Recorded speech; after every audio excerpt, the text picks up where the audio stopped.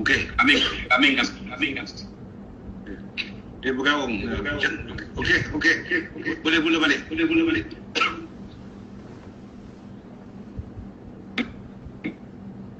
Ya, okey. Semua okey ya? Right. Okey. Alright, terima kasih Datuk Seri Presiden.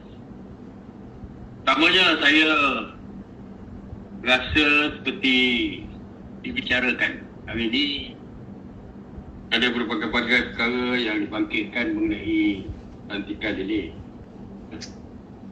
Sebenarnya saya dah nak maklumkan, hari tadi saya dipanggil oleh Perdana Menteri dan memaklumkan kepada saya bahawa setelah beliau membuat sembah maklum kepada Yang Dipertuan Agong dan Yang Dipertuan Agong memberi perkenan, jadi saya dilantik sebagai Timbalan Perdana Menteri. Jadi perkara itu dibincangkan oleh Yang Dipertuan Agong bersama dengan Perdana Menteri. Dan saya tak terus membuat press release. Saya jumpa Presiden, saya jumpa dengan bosku untuk memaklumkan dan meminta pandangan, minta restu daripada bosku misalnya. Dan saya berjumpa dengan Presiden Pak Mata tadi dan saya beritahu kepada Presiden saya perlukan nasihat daripada Presiden, what should I do? Adakah Presiden nak supaya saya tidak menolak jawatan semua? Presiden dia kata no. Presiden kata tidak, sebab banyak perkara yang boleh dilakukan untuk kepentingan parti. Macam-macam yang kita bincang tadi untuk kepentingan parti. Jadi selepas Presiden merestuinya, saya pun beritahu Presiden, boleh tak saya buat press release selepas ini menyebut nama Presiden dan juga terima kasih kerana sokongan. Presiden kata go ahead, dibuat. Lepas itu barulah saya buat press release. Waktu itu dah dekat pukul 7 dah. Press release saya keluarkan. Jadi setelah mendapat kebenaran daripada Presiden, baru saya buat press release. Saya tertarik dengan pandangan daripada Datuk Razali, Datuk Tan Sri Noh, Datuk Azalina dan sebagainya.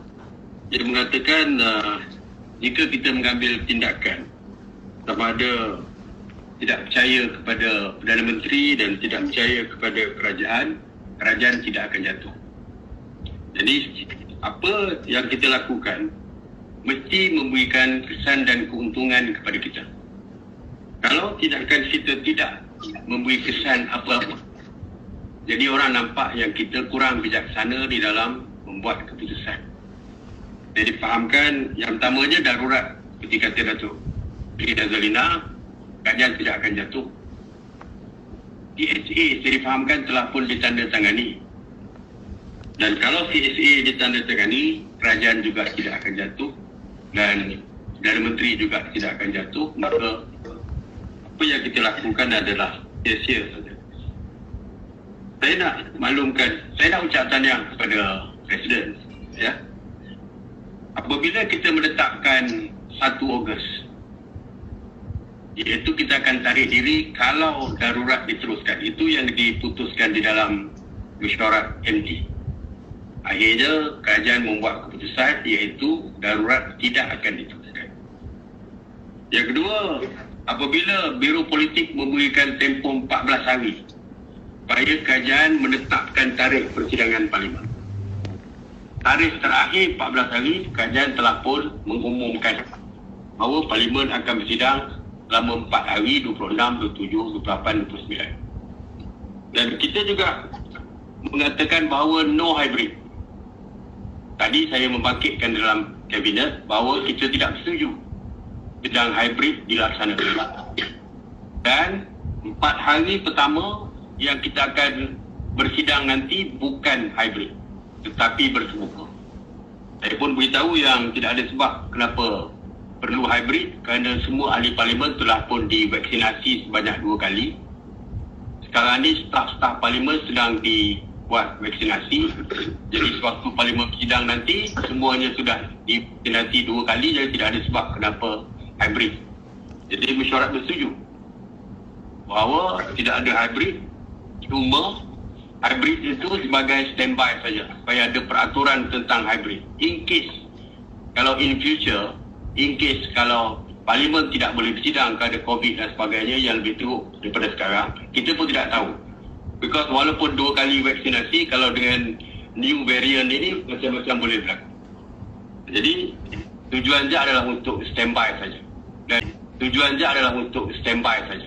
Dan dia punya juga akan dibahaskan di dalam Parlimen kalau dan kita boleh tidak setuju dengan cadangan yang dibuat oleh kerajaan. Begitu juga dengan debate mengenai ordinan darurat. Apa pun yang kita lakukan malam ini, mestilah tidak memecah belahkan parti. Yes. Parti mesti intact. Parti mesti kekal.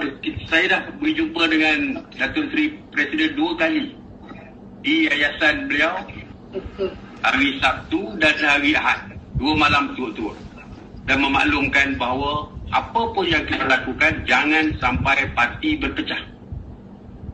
Yes, malam ini kita dah buat keputusan. Apa pun keputusan dan mesti dipatuhi oleh ahli Parlimen. Dari segi keputusan sepatutnya dipatuhi. Datuk Nana tadi kata tak boleh ahli Parlimen ni. Mana boleh, dia mesti ikut apa arahan. Tapi apa kata kalau ada di kalangan Parlimen yang tidak bersetuju? Saya nak maklumkan, 2 malam lepas Yang Berhormat Datuk Seri Presiden telah pun berjumpa dengan semua ahli Parlimen, terdiri daripada UMNO dan juga BN. Ahli Parlimen BN, Wee Ka Siong, ucap waktu perjumpaan. Sarabanan ucap dalam perjumpaan. Atta ucap dalam, yang mengatakan mereka kalau nak keluar sekarang tidak setuju. Begitu juga dengan ahli Parlimen UMNO yang lain. Soalnya bukan tak nak keluar, tapi seperti yang disebut oleh rakan-rakan tadi, dari segi timing, tidak nak keluar now, tetapi prepare untuk keluar di masa akan datang. Kita dah ada 3-4 perkara yang kita putuskan. Yang pertama,